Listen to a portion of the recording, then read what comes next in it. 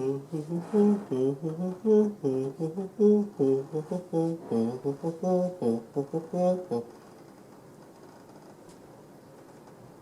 back. Alright, y'all, we back for a review of episode 3 of season 6 of Game of Thrones. And this one was a little bit slower. It was a bit more of a slow burn because we kind of got to get back on track with certain things. So, here it is. Out on the east side, out in Mongolia, aka Vice Dothrak, we caught back up with Daenerys. They got her locked up in like the Dothraki like convent. So she's got to chill because all the wives of dead Khals got to go hang out at the nunnery. Then they basically said like the high council of Dothraki horse dudes got to come together and have some sort of tribunal to decide on what her future is and what the future of the next town they about to go, you know what I'm saying, ransack or whatever. And let's all go kick it and talk, and let's figure out which town we about to raid. So that was that. Down in Marine, we found out that the Sons of the Harpy are funded by the masters of Yunkai and Astapor, which are the other towns that Dany had liberated but kind of dipped out on, which was stupid, but, you know, she was, you know what I'm saying, feeling herself, you know what I'm saying? She had just got through listening to Lemonade. She just took it to a whole new level, dipped out on those places, went to Marine and liberated. So now they took those cities back and funded her deposal, basically. Varys was out there doing work, interrogating people, doing his whole, you know what I'm saying, psycho babble, get in your head type deal with one of the ladies who had previously been a part of the resistance. We didn't see much of Tyrion or none of everybody else. They were just kind of having some little banter. So that's pretty much what we got from that side of the world. Then we caught up with Sam. We hadn't seen Sam yet this season.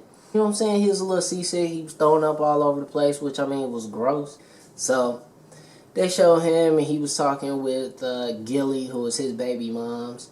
And it was on their way to Old Town, which is a place that we haven't seen in the books or in the show yet from a first-hand account. Yeah, I think book 4 had like an intro chapter that was in Old Town, but I don't really care about Old Town. The old dudes go and kick it and learn to be maesters and whatnot. And they learn to rock chains so they can go and teach people how to be better manipulators, basically. So go a little further north, then we get to King's Landing. Cersei's still tripping, which makes sense because, you know what I'm saying, they made her walk through the streets naked. Like, I would be tripping too. She bugging. She went to go talk to Qyburn. He doing all type of weird experiments. He has some little kids down there. I guess he trying to get his little spy network out using the little kids, which, you know what I'm saying, they about to get their whole, you know what I'm saying, Oliver Twist type deal going down. More, please. Then they tried to run up in the small council, which Kevin Lannister is the Hand of the King now, if you don't remember from season 5, as Cersei's uncle and Tywin Lannister's brother. We don't see a lot of him because he's kind of a fringe character, but he's the Hand of the King now, and he's kind of running stuff, trying to keep everything together, while more Lannisters are dying, and Cersei is still tripping, and Jaime just came back. So they tried to storm up in the small council, and they was like, we ain't even got to have this meeting here. They was sitting there thinking they was about to strong arm something, and they ain't do nothing. It's kind of like when your little brother is trying to swing at you, you just holding his head like this, and he's just going like, ah. It's a certain type of thing like that. Saw the king try to talk to the High Septon. Joffrey would have been killed this dude. It's weird because as much as I hate Joffrey, you'd have never wished for Joffrey to come back. But now when you see how his little brother is acting as king, you like, dog, you a punk. If we grew up with this dude, we'd stuff him in a locker and left him there for like 4 periods. Okay, maybe not 4, maybe 2. We'd brought him some juice. I just want to see where this part of the story goes because it seems like they're trying to get the king to like flip on his own family, which I still don't see that happening. So I don't know, it's confusing. Yeah, so the three big reveals. Rickon came back. And we were like, the whole time through the whole series, we're talking about like 4 seasons. We're like, yo, where is Rickon at, bro? Nobody knew. And now randomly, some random Umber finds Rickon and just brings him back to Ramsay Bolton. But it's interesting to see that they still use, the same actor and everything. I think that's cool. Dude look like he about 35 now, which is crazy because when the show started, he was like 6. John came back, and he was a little apprehensive because you can't just come back from the dead and just be cool. Like, all right, dog, y'all want to go hoop or something? Melisandre came, and hollered at him for a minute. Davos hollered at him for a minute. Ed came up to him. Dolorous Ed came back up to him and was like, hey, bro, we got to do something with these traitors, man. They killed you. They end up hanging all them dudes. It kind of also symbolized that, at this point, John is really willing to do what needs to be done. Because previous John would have sat there and, oh, is this the right thing to do? This dude was like, all right, I'm going to think about it for a second. I feel bad about it, but y'all got to die. Game 7. And after that, he quit the Night's Watch. Which most people are like, dog, how do you quit? You can't quit the Night's Watch. But technically, he did die. And it's for life. So they say the only way to get out of the Night's Watch is to die. Guess what? He died.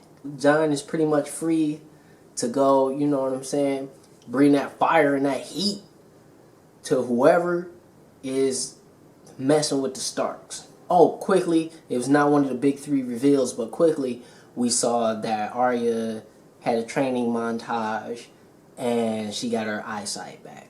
Now we go all the way back and we saw Bran, and Bran was able to go back to what's called the Tower of Joy. I thought they were going to go fully with this reveal, so I won't say what the theory is about book readers, but this location is important. And by Bran being so incensed and saying, like, I want to see more, it was almost like the viewer was talking through him, because this is, again, like I said last week, a big reveal that us book readers have really, really been waiting for to be shown in the show. We saw that, and we saw the appearance of one of the most ice-cold knights in all of Westeros of all time, which was Arthur Dayne, the Sword of the Morning. He went in, went nuts, killed like 8 dudes, sliced up Howland Reed, which was Ned Stark's childhood homie, sliced him up. Then Ned was trying to hold his own against him, but Arthur Dayne was giving him that work. Next thing you know, Howland Reed hops up, stabs my man in the throat. And everybody was like, oh no, Bran was like, I heard this story 1,000 times. This is not how Dad told it. But of course that's not how Dad told it, because who wants to say, yeah, dude, I was getting my ass kicked by Arthur Dayne, but then, yo, play uncle hopped up, stabbed him in the throat, and that's how I won. That don't sound honorable. That don't sound cool. That don't sound chivalrous. Which is interesting, because now it shows us that, about that whole event that took place, Ned is willing to kind of bend the truth a little bit and not really tell the whole story. So we're going to see some more, I think, from this location, because it is important. And by Bran being so incensed, I think later on in the series, when he gets a little bit more in control of his green team power, that he's going to go back there himself and then see what's inside the tower. That's pretty much it for this week. But the preview, we saw that the young homie, my dude, master manipulator himself, Littlefinger, Peter Baelish, is coming back. He's finally going to be back. The dude been playing all sides, playing 3-4 sides, hexagonal sides, Engon sides. He's got sides everywhere, dude. He's like a buffet Ponderosa. He's got so many sides, KFC type sides. So he's back. It's going down. Holla at y'all next week.